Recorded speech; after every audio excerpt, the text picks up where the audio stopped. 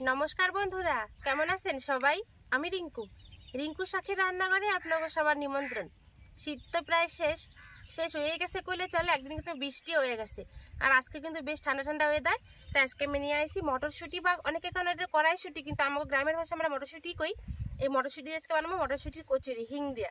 আর এই কচুরি বানানো যে এত সহজ, না দেখলে বিশ্বাস করবেন না। পুরো ভিডিও দেখতে থাকেন, আজকে আপনার খুবই ভালো লাগবে।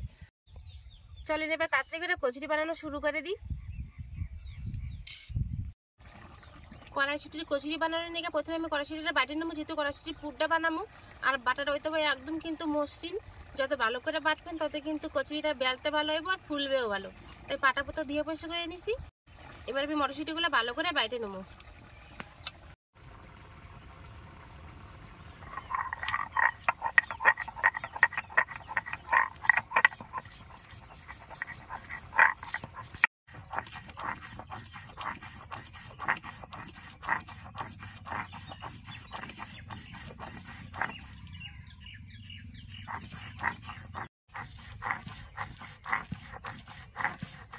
समस्त कड़ाईशुटी देखें हमारे निपास कर बाटा हो गए।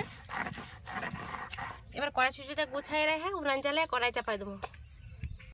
उनान जालानोर आगे कचुरी बानानोर निके मयदा माखाई नेब। तनिके बड़ एक पात्रेर मध्य 300 ग्राम मयदा निছি, मयदाटा माखाई नेब। और ये मयदार मध्य शुकनो उपकरण देव कि देव सेटा आपनाके एकबार देखाई दिई। प्रथमेई देव स्वाद मतो नुन, এই ছোট চামচ মাপে দেব 2 চামচ চিনি,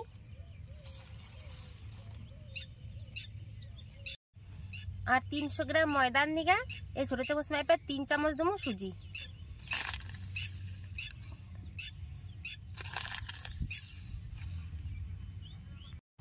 এবারে দেব সাদা তেল। আপনারা চাইলে কিন্তু সাদা তেলের পরিবর্তে ঘিও দিতে পারেন, তাই আমি সাদা তেল দিলাম। এবার আমি সবকিছু উপকরণ দিয়ে ময়দাটা একটু ভালো করে ময়াম করে নেব।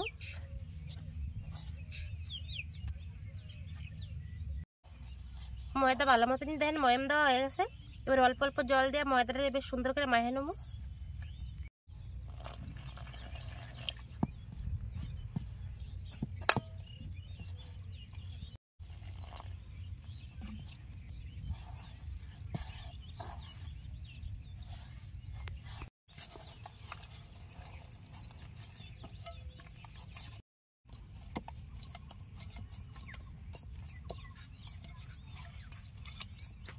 ময়দা আমার ভালো মতনই মাখানো হয়ে গেছে।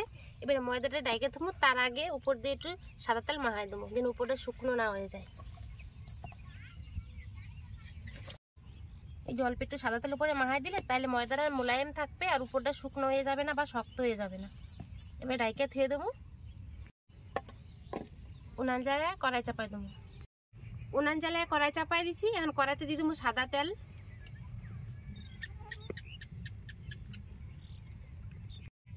কড়াইয়ের তেল গরম হয়ে গেছে, তেলে দিয়ে দেবো এখন অল্প একটু কালি জিরা আর দেবো অল্প হিং। এই হিং আর কালি জিরা একটু ভাজা ভাজা করে নেব। এই হিং আর কালি জিরা ভাজা সুন্দর একটা গ্রান বের এসেছে। এবার বাইটে রাখা কড়াইশুঁটিটা দিয়ে দেবো। আর এই মটরশুঁটি বাটার সময় কিন্তু আমি অল্প একটু আদা আর কাঁচা লঙ্কা দিয়ে দিছি, যেটা আপনাকে দেখানো হয় নাই। যদি একসাথে না বাটতে চান আলাদা করে বাইটটা পরে তেলের উপরে দিলেও কিন্তু হইব।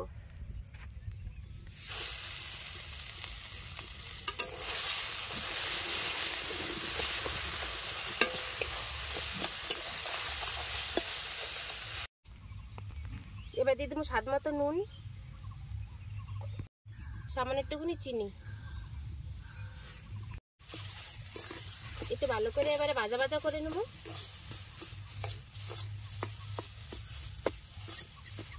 আর কড়াইশুঁটি পুরে কিন্তু হলুদ দেওয়া যাবে না, হলুদ দিবে না, তাহলে কিন্তু যে মটরশুঁটির আসল রং সেটা কিন্তু আর থাকবে না। মটরশুঁটির পুরটা আমার পুরোপুরি এবার রেডি হয়ে গেছে। আমার মোট প্রায় 10 মিনিটের মতো সময় লাগছে। যদি আপনারা মটরশুঁটিগুলো মিক্সার মেশিনে বাটেন তখন কিন্তু জল দিতে হইব।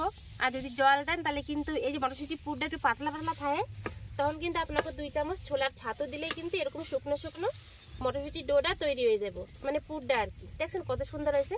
এবার নামাই হেলামো।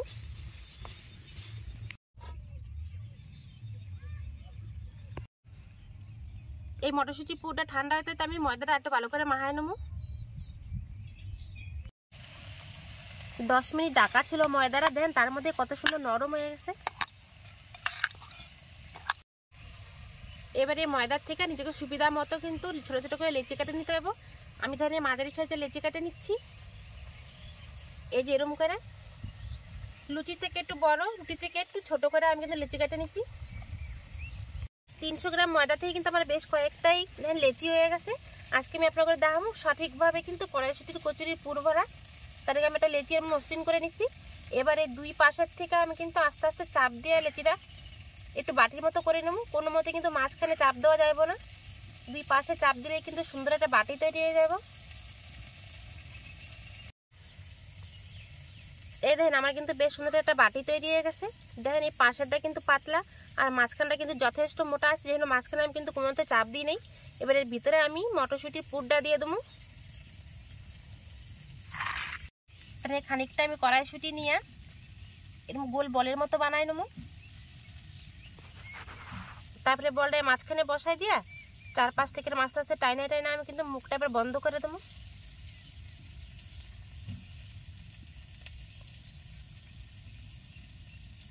এইবার এই যে জয়েন্ট দেওয়া মুখটা নিচের দিকে রাখা উপরে একটুখানি গোল করে ঘুরাই আস্তে করে চাপ দিয়ে দেবেন। একটা কিন্তু কড়াইশুঁটির আমার পুর ভরা হয়ে গেলে এরকম করে আমি সব কড়াই পুর ভরে নেবো।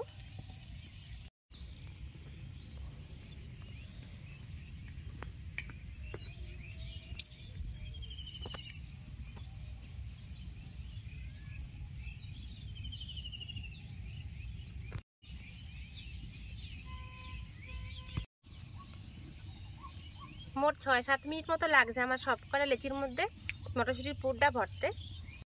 আর দেখেন সব কটা লেচি কত সুন্দর হয়েছে। এবার কড়াইতে তেল গরম চাপাই দিয়ে লেচিগুলো তাড়াতাড়ি করে বেলে হেলাম কচুরির মতো করে। কচুরি ভাজা নিয়ে কড়াইতে সাদা তেল দিয়ে দিলাম।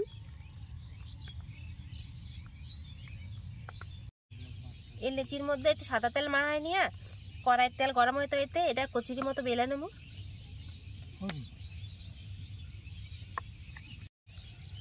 দেখছেন কত সুন্দর বেলা হয়ে গেল, কোথাও কিন্তু ফুটেও হয় নাই আর ফাইটেও যায় নাই, ভিতর থেকে কিন্তু মটরশুঁটির পুরও বেরায় নাই। যথেষ্ট পরিমাণে পুর দিচ্ছি সেটা আপনারা দেখছেনই।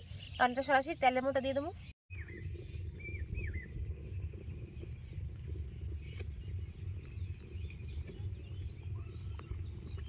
কিন্তু অল্প অল্প করে গরম তেল ছড়াই দিতে হবে, তাহলে তাড়াতাড়ি ভালো সুন্দর ফুলে উঠবে। দেখেন কি পরিমাণে ফুললো কচুরিটা।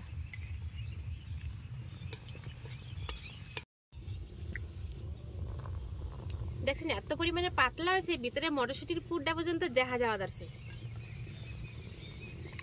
এত পরিমাণে ফুলছে কচুরিটা যে একাই কিন্তু ফাইটে গেছে ফুলার চোটে।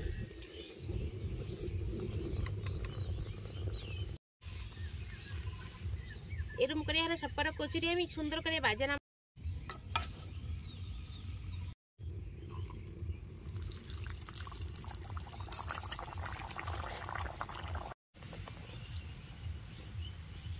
দেখেন কচুরি একাই মনে ফুলে উঠবে।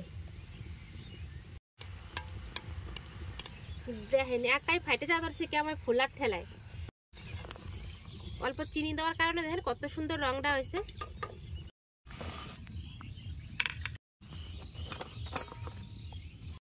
প্রত্যেকটা কচুরি দেখেন একই রকম ফুলা ধরছে। আসলে কথা কিন্তু কচুরি বেলে রাখলে কিন্তু কখনোই ফুলবে না। কচুরি একটা একটা বেলে সাথে সাথে তেলে দিয়ে দিতে হবে, তাহলে কিন্তু প্রত্যেকটা কচুরি একই সুন্দর করে ফুলে উঠবে। তাই আমি কিন্তু একটা একটা কচুরি তেলে দিচ্ছি আর একটা কিন্তু তাড়াতাড়ি করে বেলে হালান ধরছি।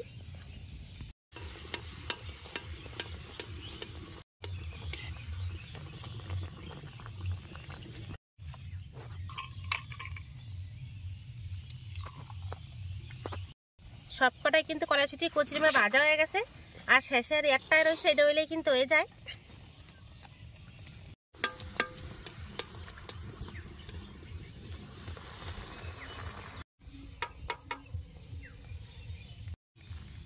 মাত্র 300 গ্রাম ময়দা দিয়ে দেখেন পুরোপুরি এক গাবলা কচুরি ভেজে নিলাম।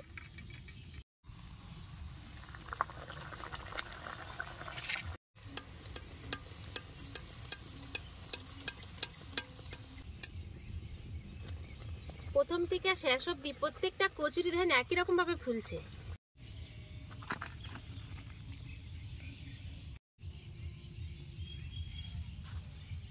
দেখলেন তো, শুধুমাত্র 300 গ্রাম ময়দা আর অল্প একটু কিন্তু মটরশুঁটি দিয়ে কিন্তু এত সুন্দর মানে কড়াইশুঁটির কচুরি বানিয়ে ফেলালাম।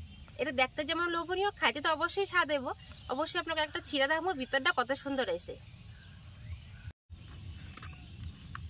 আর আপনারা তো দেখছেনই প্রত্যেকটা কচুরি কিরম ভাবে ফুলছে আর কত সুন্দর হয়েছে। আর ভিতরে দেখেন পুরটা পুরোপুরিভাবে ছড়ানো, কোথাও কিন্তু এক অংশ বাদ নাই পুরটার। যেরকম করে আমি খোলটা করতে দেখাইছি, মানে পুরটা ভরার সময় যেরকম করে আমি লেচিটারে গর্ত করতে দেখাইছি সেরকম করে কিন্তু গর্তটা করবেন, তাহলে কিন্তু লেচিটা ফাটবেও না আর কচুরিগুলো সবই এত সুন্দর হইব। একটা প্লেট নিছি, এবারে কড়াইশুঁটির কচুরি পরিবেশনের পালা। তাই প্রথমে দিয়ে দেবো শাহি আলুর দম।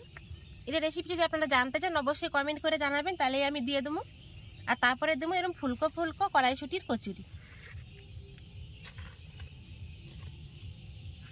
কেমন হয়েছে কন দেহি, দেহে লোভ লাগে কি না। আর কত সহজে বানাচ্ছি সেটা আপনারা দেখছেনই, বানানো কোনো ঝামেলাই নাই। 300 গ্রাম ময়দা দিয়ে আমি যে পরিমাণে কড়াইশুঁটির কচুরি বানাচ্ছি, বাড়ির কিন্তু 6-7 জন অনায়াসে সকালের জলখাবারে হোক কিংবা বিকালের টিফিনে অনায়াসে কিন্তু খাই নিতে পারবেন। এবার আমি গরম গরমে ফুলকো ফুলকো কড়াইশুঁটির কচুরি আর শাহি আলুর দম দিয়ে খাই দিলাম, কেমন স্বাদ হয়েছে। আপনারা কিন্তু ছোলা আলুর তরকারি কিংবা ছোলার ডাল কিংবা শুধু আলুর দম দিয়ে কিন্তু খাই দেখতে পারেন, সবের সাথে কিন্তু অসম্ভব স্বাদ লাগবে খাইতে। আর কচুরিটা কি পরিমাণে নরম হয়েছে একবার খালি দেখেন, নরম তুলতুলে একেবারে। তার সাথে শাহি আলুর দম,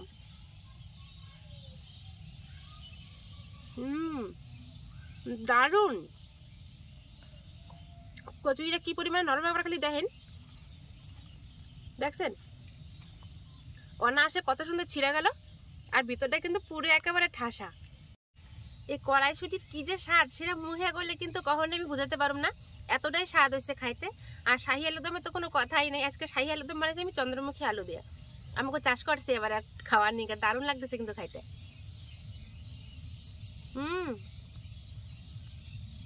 দারুণ দারুণ, মুখে দিতে পুরো মিলে যাচ্ছে। এই হিং দেওয়া আছে না তার নিগা, আর হিঙের সুগন্ধ তো পুরো মহামা, ভিতরে কোনো যে মটরশুঁটিটা কাঁচা গন্ধ থাকছে কোনো গন্ধই নেই, এত সুন্দর একটা সেন্ট হয়েছে।